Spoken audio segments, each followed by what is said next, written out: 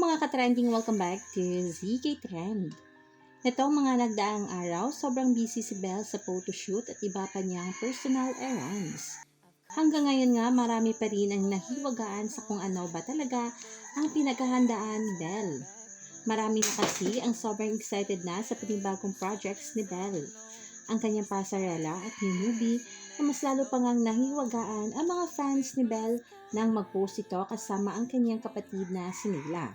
Na ayon nga dito, so excited, watch out! Maraming nagsasabi na baka umano kasama si Nila sa panibagong projects ni Belle. Ang ganda at ang lakas nga ng charisma ni Nila na pasok nga para maging artista. Kaya naman sobrang excited na ang lahat kung ano man ito. Ang naturang post ni Belle ay tila marami rin ang kahulugan. May nagsasabi rin na baka blessings na sa pinatayo nitong bahay.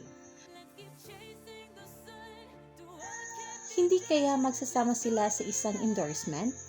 Vlog po kaya or kasali siya sa movie ni Belle? Ano po ba naiisip ninyo? House po ba nila? Ano kaya yan? Iyan ang ilan lamang sa mga katanungan nga ng mga netizens sa naging post nga ni Belle. Kayo mga ka-trending, anong opinion nyo at reaksyon nyo tungkol dito? I-comment na. Hanggang dito na lang, maraming salamat sa inyong patuloy na panonood.